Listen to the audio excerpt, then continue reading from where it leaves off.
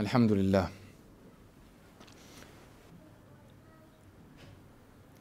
Allah subhanahu wa ta'ala says in the Quran, وَمَا خَلَقْتُ الْجِنَّ وَالْإِنسِ إِلَّا لِيَعْبُدُونَ.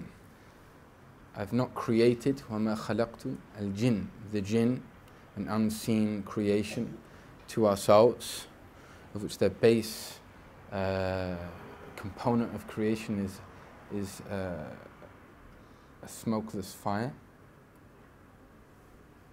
And the ins, of which we're all members of, the human being, insan, which has the capacity to remember, and it has the capacity to forget, nisyan, and it also has the capacity to feel alienation and estrangement, and also the capacity to feel uns, intimacy. This is all part of our nature, and our base element is clay. We're made from the material components of the universe. But whilst we're part clay, we're also part light, part teen. Also we have a component of it which is part nur. وَمَا خَلَقْتُ الْجِنَّ وَالْإِنسِ إِلَّا لِيَعْبُدُونَ. I have not created the jinn or the ins, the jinn kind or mankind, إِلَّا لِيَعْبُدُونَ, except for ibadah. إِلَّا لِيَعْبُدُونَ. So in this ayah, in this verse of the Quran, Allah subhanahu wa ta'ala is allowing us the blessing and the insight to something of the reality of the wisdom behind why we exist. What is our purpose? What's the meaning to all of this? Why are we here? And the word used here, the verb is ya'budun, where we get the word ibadah. And it's a challenging word to translate. It's a challenging word to interpret. In a sloppy translation, by which I mean that which to most people from a Western context, it would give a skewed understanding of the intention of that word, is we could say worship. But were we to say this to most people that speak in the English language, and no doubt there's something similar in Swedish, many different connotations come to mind. One of them is وَتَعَالَى اللَّهُ عَلَى ذَلِكَ عُلُوًا كَبِيرًا, as if Allah subhanahu wa ta'ala is in some kind of need for us to worship Him, which by definition of divinity is mustahil. It's absolutely it's a theological impossibility. If that's what we worship, that's not Allah by definition. Complete, ultimate, perfect absence of any need whatsoever. Complete and ultimate independence. Nabi's name is Al-Ghani, independent, in no need of anything. Allahu Samad, Allah is the one that He's self-subsisting, Jalla Jalaluh.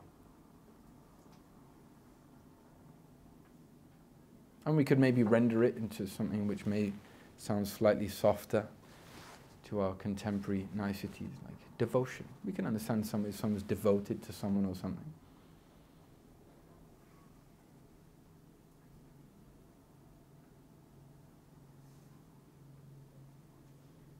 إِلَّا لِيَعْبُدُونَ, except for ibadah. So much of this reality, which is at the central, which is central to our existence, to our purpose, relates to balance, it relates to harmony, it relates to courtesy, things fitting in the right way. It relates to a perfection in things being as they should be, to an equilibrium in the design of the cosmos. Because as we know, everything else has this form of ibadah. It's not only the human being, part of the beauty of the human being is they have this capacity to choose. They have this capacity to delve deep into their consciousness and to any greater or lesser extent have an active choice, have an active movement to go here or to go there. وَهَدَيْنَاهُ النَّجْدَيْنِ. We guide them onto two paths, two clear choices here. Whereas everything else has this kind of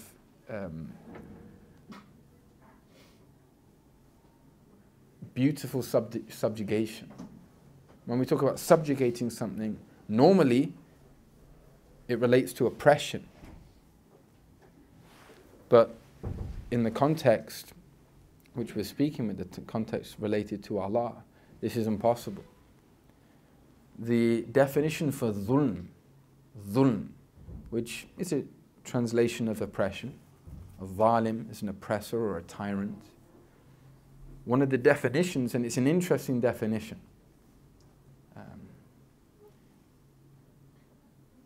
is التصرف في ملك الغير, to interfere or intercede in someone else's property or business or possession. Something that is not ultimately in balance, it's not yours. There's a transgression of conduct. But with Allah subhanahu wa ta'ala, everything is His creation. So attributing everything back to Him and experiencing that connection back to Him through the process and the practices which were designed and fashioned and shaped by Him, as taught to us through the Prophet ﷺ that was chosen by Him and sent by Him subhanahu wa ta'ala to us. This is a fulfillment of that harmony, that balance of the way things ought to be. أَلَا بِذِكْرِ اللَّهِ تَطْمَئِنُّ الْقُلُوبِ. Is it not in the dhikr of Allah that hearts find itmi'anan? You could say rest or tranquility. Why? Because it's through that remembrance that they remember their source, they remember their asl, they remember where they came from. They feel that safety, they feel that beauty. The heart's, isn't just, we're not talking about the organ which pumps blood around the body, we're talking about the spiritual heart, where consciousness is located and where ultimately beauty is perceived.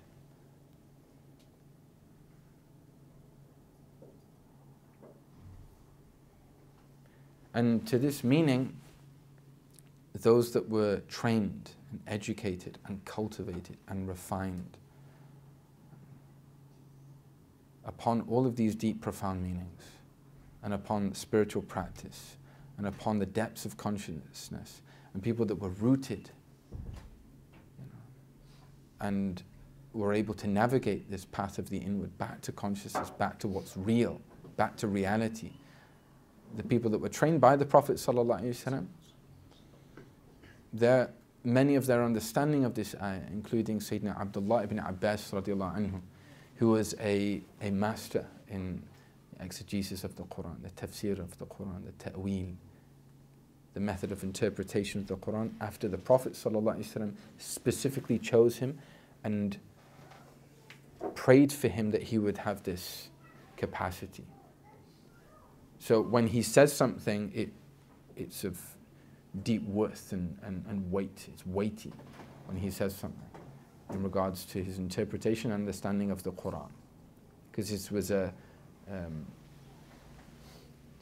accolade, and this was an insight, and this is ability which was, you could at one level say, bestowed upon him by the Prophet through the Prophet from Allah subhanahu wa ta'ala. He was chosen and it was affirmed that he had this capacity, he had this ability. And in response, or in regards to this ayah, this verse, إِلَّا لِيَعْبُدُونَ, he and many others would say that the meaning of this, because someone could say worship, Pharaoh told people to worship him. Is that what Allah subhanahu wa ta'ala is asking us to do to him?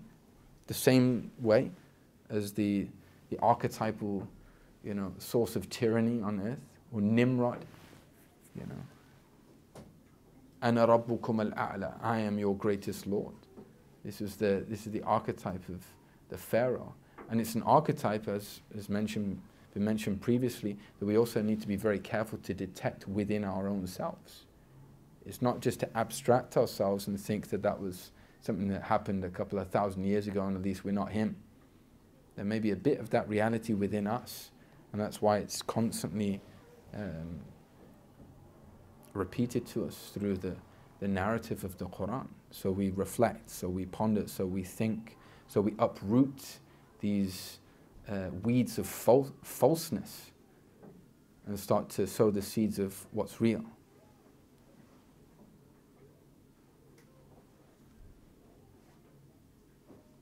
So, إِلَّا لِيَعْبُدُونَ. Ostensibly we could translate as except to worship.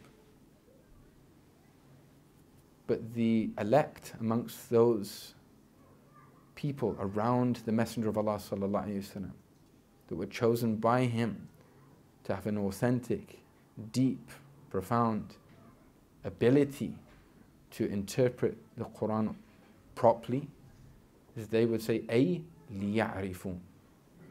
This is one of the meanings. And even translating this back is challenging. We're dealing in a sacred language. We're dealing in the language of wahi, of revelation. So to render it into another language, we have to understand that to get a word for word verbatim translation is going to be near impossible. But what we have to do is understand and deepen our understanding that there is an entire worldview, there is an entire paradigm. There's a prism of looking at what this means now, and we have to acquaint ourselves with it. What it doesn't mean like, oh, worship, yeah, I get worship. That's like this, and that's like that, and that's like film I saw, and that's what happened here, and that's what took place in that period of time in history. So therefore, I'm going to apply this to Allah. And so often it's going to be completely erroneous, and it's going to lead to a catastrophic misunderstanding of Allah, the ma'bud, the source of devotion, the source of worship. So similarly, even with the interpretation, لِيَعْرِفُونَ, what does that mean? A literal arafa is to know something. But in our contemporary context, knowing something is very far removed in terms of our understanding. We say, I know this. Then that which the people receiving the Quran immediately at the beginning, the Sahaba and the people, that which they understood, and that which the Prophet ﷺ trained them to understand. لِيَعْرِفُونَ. It's related to ma'rifah, which is different to ilm. Ma'rifah is often translated as gnosis, which can have its place. It can work, it's functional, at least within the English language. But it also has certain connotations as well, which kind of detracts from the actual meaning. Ma'rifah is related to experience. Ma'rifah is related to consciousness. It's related to experience, not just at the level of intellect, but at the level of the soul. So that in understanding part of the purpose of why we're here, our creation, that we are created beings by Al-Khaliq, the Creator.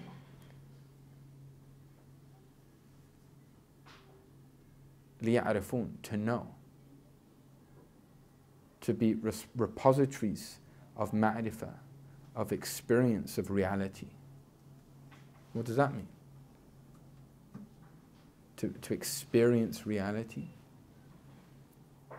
to experience the creator of reality, the source of all reality, Al-Haq, Jalla Jalaluh. And we're talking about at the highest levels of, this is at the, you could say the deepest levels of consciousness, is that the human being has the capacity to embrace and orientate themselves towards this reality. And this is the purpose of our creation. Now that has implications to that person. And Allah subhanahu wa ta'ala talks to us in the Quran in a way that is not beyond our intellect, it's not beyond our capacity to understand. So there are things in Jannah, which is that abode of recompense, that domain of existence which exists, which is awaiting us, which has tangible things that we can recognize. So it talks about anhar, lakes. It will talk about gardens, because we kind of know what lakes are, and they're nice. Who doesn't like a nice lake? And who doesn't like a nice garden? But there's always the caveat, there's always the understanding, as the Prophet ﷺ said, فِيهَا مَا لَا عَيْنٌ رَأَتْ وَلَا أُذُنٌ سَمِعَتْ وَلَا خَطَرَ عَلَى قَلْبِ بَشَرٍ. In it, meaning in Jannah, and the reality, the base default, the physics of Jannah, is that which no eye has ever seen. What's in the dunya? No human eye, no eye. مَا لَا عَيْنٌ رَأَتْ. That which no eye has ever... Human vision and what we understand of the potential reaches of human vision, we can't even begin to imagine, let alone actually perceive it. But the reality and the experience, which is perpetual and continual, and in constant increase in that place which we call Jannah, is that which no eye has ever seen. وَلَا أُذُنٌ سَمِعَتْ. And no ear has ever heard. Far beyond the limits of our senses. A joy and a beauty and an experience and an intensity of that beauty far beyond that which we can even ultimately imagine, let alone comprehend, let alone encompass in its entirety. And then the final component to that approximation, because sometimes the best approximations is to say it's not this. So much what we know of Allah is what Allah is not. We don't say what Allah is, but what Allah is not. But to try and capture what He is, Jalla Jalaluh.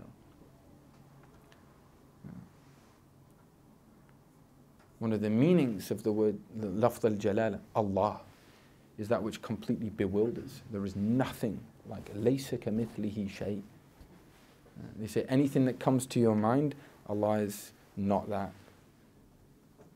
Which is very difficult because we're trying to grasp for things. We're trying to put a form on things. But if you try and put a box, you try and box Allah, in reality all you're doing is placing a box over your own head. So you can't see, you can't perceive, because that's not Allah. Allah refuses to be boxed. He can't be boxed. If you can do that, that means that's not Allah, by implication. So the final component of that hadith, وَمَا خَطَرَ عَلَى قَلْبِ بَشَرٍ, has never occurred to any human heart. So the capacity of the human heart to imagine and contemplate and reflect and yearn and long for, the default of Jannah is far beyond that. In a ways that not just more intense or nicer, or the milk is a bit more sweeter than we could possibly think, or the lakes are a bit more prettier than we may have. No, completely beyond. It was almost like approximation, symbols, if you like.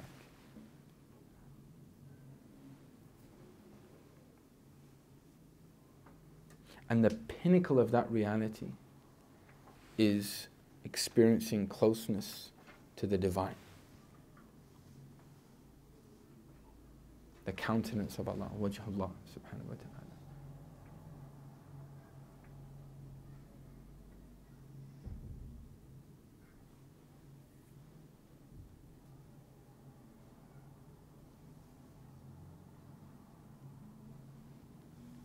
So it's a gift for those that perceive. It's an invitation for those that perceive. It's an unveiling for those that perceive. We've reflected in previous sessions about dhikr, which is the prophetic practice of remembering, or literally mentioning, invoking, It can be the name of Allah, or different names of Allah, or different forms of seeking forgiveness and turning back into a state of harmony, istighfar, or the practice of ultimately prayer and seeking prayer for the Prophet ﷺ, which we call salawat. Allahumma salli ala Sayyidina Muhammad wa ala alihi wa sahbihi wa sallam. There are many different types of and forms. And Imam al-Haddad, he says, when Allah, as Allah knew the capacity for boredom within the human being, lawwana ta'at. It's a really beautiful phrase in the Arabic language. It literally means he coloured the opportunities for ta'ah, for obedience, for adherence back, for movement back into that place of reality. The types of devotion, the types of movement are not one. And Allah could have said, you just got to pray. There's many, many ways. So even this concept of worship, we're not created except to worship. It's not that that everyone is this kind of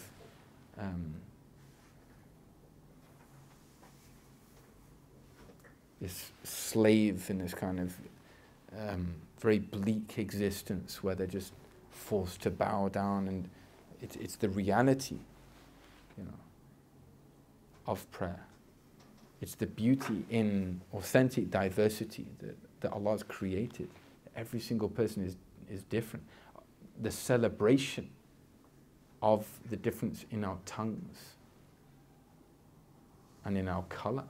That's a celebration of the divine beauty. Not a cause of contention or a cause of disharmony.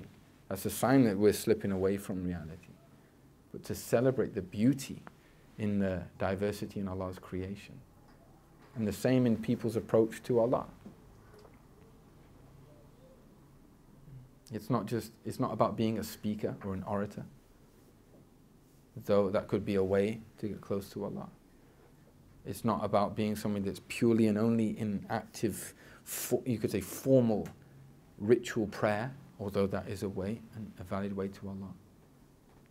It could be through service. It could be through selflessness. It could be through intentionality. It could be through remembrance. It could be through motherhood. It could be through fatherhood. It could be through sweeping the floor. It could be through picking up something harmful on the path. And the Prophet ﷺ said that this is a part of faith, to actually remove some kind of harm from a road. How is that? Because it's a form of connection. It's a form of consciousness that why have you done this? For what purpose? For what reason? And in that sense, it's a form of meditation. It's a form of dhikr. In the broader sense of dhikr, dhikrullah, the remembrance of Allah. Anything that does, that summons that reality back to your heart is a form of dhikr. If you do something with intentionality behind it, you're now in the dhikr of Allah. If you drink a glass of water, if you go into your car, it can become dhikr, it can become divine remembrance for the purpose behind it and the method in which you approach it. Do you mean the method by which you approach it? So you go into the car with your right foot, although sometimes, depending on what, it's easy in Sweden because you're on a left-hand drive. In England it's difficult, you have to do like a little maneuver. You get rewarded for it. Just don't trip up, else people are going to be like, what are you doing? But the method, going in with your right foot, sunnah to go in with your right foot. Going into one's house with the right foot. Of course it's insignificant if it's purely detached from the reality of what it's connected to, consciousness, awareness, choice, and it's subtle. But that's the nature of love. It's all about those subtleties. Ultimately, that's what brings people close to Allah. Because you have the decision. It's not haram to go into your house with your left foot first. But what takes place is if you're conscious and you're aware This was the practice, this was the way of being, this is something that the Prophet Muhammad ﷺ would do. He would go into his house with his right foot first. And if you're conscious of that, because there are two choices, you either go in with your left foot and your right foot, but you're doing it in the way of the most conscious human being. And that leads to an increase in consciousness, that leads to an increase in illumination and light and understanding, and orientation back to that reality, as opposed to heedlessness, complacency, lack of really gratitude. Something so simple, a single step. A single step. And I'm using this as an example, is that if you go in with your left foot, it's not haram, there's no sin in going to your house with your left foot. But it's about a way of thinking of things, a way of experiencing the world. You have a way that you can actually move close to Allah in something that seems ultimately trivial, that ultimately unnoticeable. But you can preserve that place of being, you can preserve that state within your heart by the choices that we make. So this is dhikr. And connected to dhikr very closely is something called fikr or tafakkur, which once again to translate can be challenging. It could potentially, particularly after the conversation which we engaged in the last session, be rendered as meditation. Do you have meditation in Islam? Yes, it's called tafakkur, the prophetic practice of tafakkur. What is the way that meditation takes place? What's the method? What do we do? What do we not do? That's a different story, and that's dictated to us, through the Quran and the practice of the Prophet, his sacred Sunnah, sallallahu alaihi wasallam.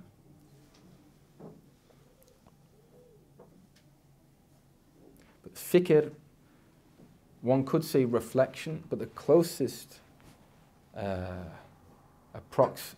approximation to the meaning is like an active contemplation, to contemplate upon something.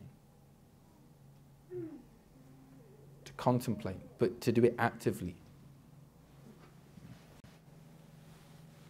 They say, Fikr kuhl al-basira. Fikr is the kuhl of your inner surma, of the inner sight. Meaning, the Arabs would understand this, is it sharpens the vision of your inner sight. Fikr, active contemplation, the prophetic practice of thinking what you're thinking about, being aware of what you're thinking about and channeling those things. That has an effect in purifying the heart and opening up this kind of consciousness, you could say. So, they also call it al-ibadah al-mahjura. It's the neglected form of ibadah. And one of the signs of the end times is true religion, or you could say true experience of what deen and this way of being, this life, this way of living was there and ultimately gifted for. It gets stuck to this kind of shell of superficiality. It just becomes form. It's just shell, and there's no essence, there's no substance behind it.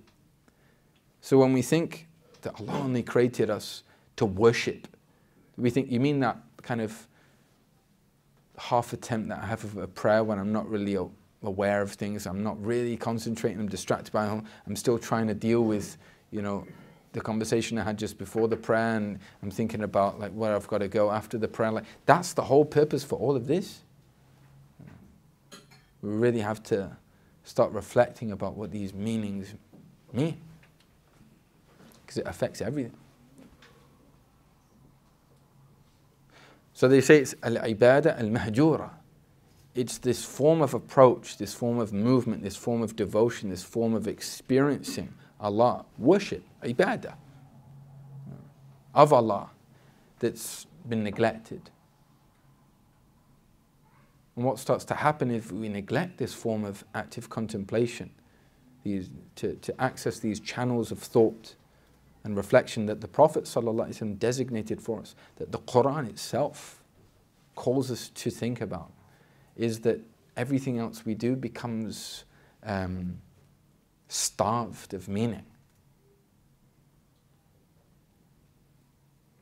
So fikr or tafakkur is, in many ways, it's a form of nourishment for the soul, nourishment for one's inner being. And what it does is it helps us to move away from kind of binging or grazing upon thoughts and trains of thought that have no benefit to us at all. We're always aware of something, we're always having something going on, you could say within one's subconscious. There's something going on, there's some kind of trail of reflection going on. And what this practice does is it hones in on that through introspection, through things like muraqabah and muhasabah that we've spoken about in previous section. But it uproots that and places it and channels it back to something which is beautiful. So when you see something, or when you hear something, or when you experience something, just think about something during your day today. What does it lead to? What does it make you think about? Because when we see something, it's like planting something, and these seeds grow in our minds, and these branches grow, and the thoughts grow. What effect does it have on your heart? Everything, one's daily experience, what you're thinking about. What does it do to you? How does it move you? How does it make you feel? A lot of the time the way we feel, I feel like this, I feel like that, is a result of a stream, you could say stream of consciousness, a stream of awareness that's going below the surface, that it takes a lot of time just to go down through those valleys of the soul. And where is this actually coming from? Where is this, why is this affecting my mood? Why is this affecting the way I'm feeling? Come on. So we need to learn how to nourish that space, how to feed that space, how to cultivate that space. And this is through fikr, active contemplation. وينبغي أن يكون لك ورد من التفكر في كل يوم وليلة. He says, and it's recommended that you have an allocated time for active contemplation. It's the prophetic practice of active contemplation. To literally focus on one particular concept or reality every day and every night, that you specify a time for, you allocate a time and a space for. And then he says, وَأَحْسَنَ الْأَوْقَاتِ لِلتَّفَكُّرْ أَفْرَغَهَا وَأَصْفَاهَا وَأَجْدَرَهَا فِي حَضُورِ الْقَلْبِ جَوْفِ اللَّيْلِ. So the greatest or the most potent, the time in which to really engage in this practice is the time in which your heart is most free of distraction, most empty from, the distractions of one's day, of whatever it is you're doing. And a time, the most purest of times. This is where tafakkur, or engaging in this practice, is most effective. And he says that, and the most potent time in this affecting one's heart, this practice really reaching one's soul, is the depths of the night. Jawf al-layl literally means the middle of the night. And that can mean, a lot of the time people, when with children, or they have busy days, or that they have some free time of quietness in the evening, just before going to bed. If you're not able to get up before Fajr, or wake up at some point during the night, then just before going to bed, when there's that silence and everyone else is in bed.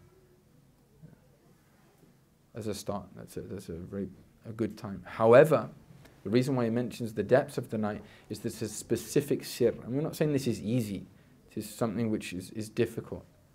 And it takes organising one's time well. It takes allocating the time. It takes keep on struggling and endeavoring in this practice till it becomes a habit. But it's a reality that waking up after going to sleep, that the heart is in a state of safa and purity and receptivity. You're able to receive things which, because of you can say like the stains of the thought that have taken place because of what you've done during the day, it's very hard to maintain. So if you wake up in the night or just before Fajr, and here's the thing, okay, there's no way I can do that every day. Okay, do it on Friday night, when you know you've got a bit of a day off on Saturday morning. If you can't do, Imam al-Haddad, he says, if you can't do everything, then don't neglect, just doing something. And that movement is a movement to Allah, saying Allah. It's a display of weakness. It's a display of showing that, I want to be doing this. And you take the means of what you can. You also don't want to burn out. So it's slowly but surely. So if somebody could do it maybe once a week, or even once a month, or once every 3 months, but just to experience something of that, that time. And then he says, وَعَلَمْ, know, صَلَاحَ الدُّنْيَا وَالدِّينِ, the rectification or the sound nature of your worldly affairs and your deen, the affairs of your deen, are directly linked and founded upon the soundness of your contemplation, your capacity to think and meditate and contemplate. Why?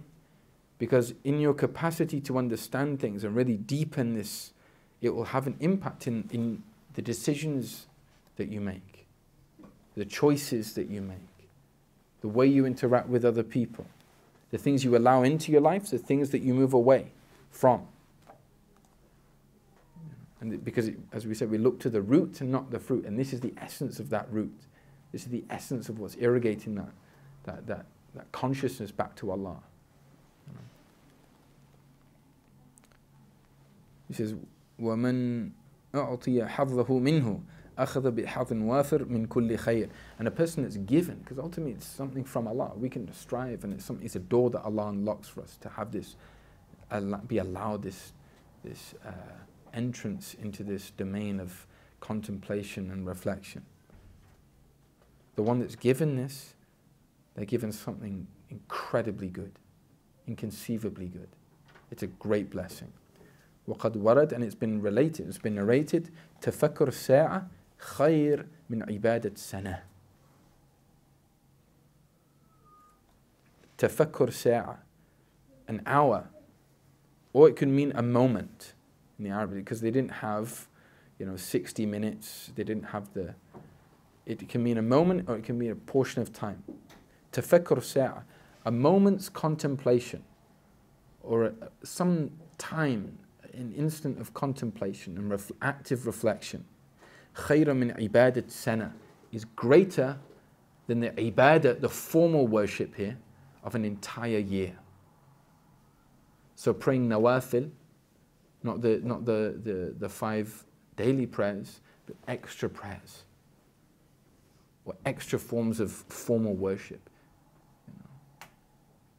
Because the reality of those formal worship, acts of worship, is to have this impact on the mind and ultimately impact on the soul. If a person is just going through the motions in their prayer and it's not deepening their consciousness, it's not allowing them to be people who are introspective and reflective, then it's just all shell and no reality.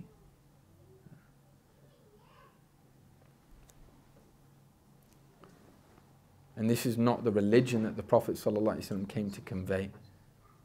It was a religion of perfect balance, a way of being which attended to that part in every single one of us, which is teen, which is clay, and every single one of us, which is light.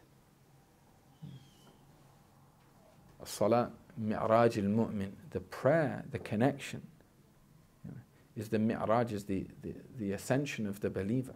There's no meaning to that. What you're going to jump up in the last rak'ah? It doesn't make any sense. If it's just the form, if it's just that which can be seen superficially, but it's the mi'raj of your inward state, of your consciousness, it should be ascending, should be going up. And this is the essence of what tafakkur does. قال علي كرم الله وجهه, Sayyidina Ali ibn Abi Talib, he said, لا عبادة كالتفكر. There is no form of worship, of ibadah, quite like tafakkur, like active contemplation. وقال بعض العارفين رحمهم الله, and some of the great knowers of God, people that were rooted in this experience, masters upon this path of the inward, they would say, al-fikra or tafakkur siraj al-qalb, it's the light of the heart, or the lamp of the heart. Siraj is a lamp. فَإِذَا ذَهَبَتْ فَلَا إِضَاءَ لَهُ. And if it goes, if this lamp goes or is taken away, then there is no luminosity in the heart. There's no light in the heart. How can you understand anything? It's like going into a library filled with all these incredible texts and knowledges, but the lights are off. So you're looking at I just don't get what they're saying, what they're trying to say here. Because you need light to see. And the light of the heart is tafakkur, is contemplation. And there are many, many times in the Quran which Allah incites people to tafakkur, to be people of contemplation. أَفَلَا يَعْقِلُونَ. Do they not contemplate? Do they not think? Do they not reflect? It talks about ulul albab, the people of foremost intellect, people of contemplation. الَّذِينَ يَتَفَكَّرُونَ في خلق السماوات والأرض ربنا ما خلقت هذا باطلا سبحانك فقنا عذاب النار. The ulul albab, the people of foremost true intellect as defined by the Quran and the Prophet ﷺ, are those that contemplate in the creation and the heavens and the earth. They marvel. But it doesn't lead to like a kind of, an arrogance or a feeling of independence that we're just observers, like in a zoo of the cosmos. Just, no, that's nice, and we're separate. No. We relate it back to that these are signs. You look to a star and it's a sign. You look to the moon and it's a sign. You look to the clouds and it's a sign. Everything is a signpost back to the Creator. And that's what they say, Subhanaka, glory to you. Subhanaka leads them to that experience of Allah. They don't just see it and they're not able to connect the dots. Allah is showing you this is a sign. لَآيَاتٌ لِأُولِي الْأَلْبَابِ. They are signs for the people of real intellect. If you get the point, you don't see the sign, you don't see the signpost. The person that marvels at the sign and fails to understand what it's pointing to, this is a sign of a weakness in intelligence.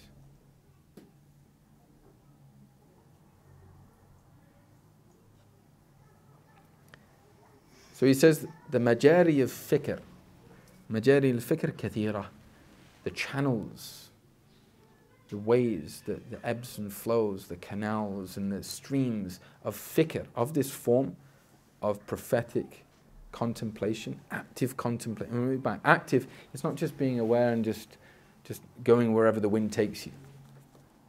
It's actually starting to orientate one's thoughts and one's contemplation to a particular stream of thought, stream of consciousness. And he said, there are many. There are many. And then he says, فَمِنْهَا وَهُوَ أَشْرَفُهَا. And from amongst these different forms, and this is the most noble or the greatest, the most potent as well of them, أن تتفكر في عجائب مصنوعات الله الباهرة وآثار قدرته الباطنة والظاهرة وما بث من الآيات في ملكوت الأرض والسماوات. It's to actively contemplate on the and marvel on the fascinating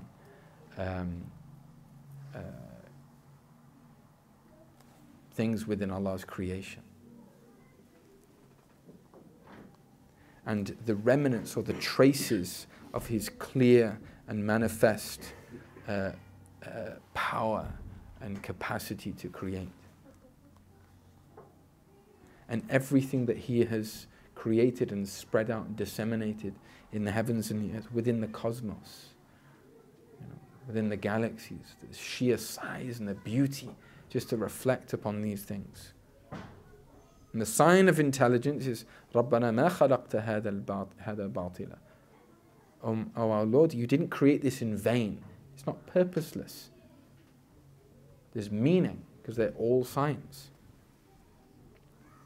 And then He says, وَهَذَا التَّفَكُّرْ يزيد في معرفتك بذات الله وصفاته وأسمائه. Because every channel leads to something.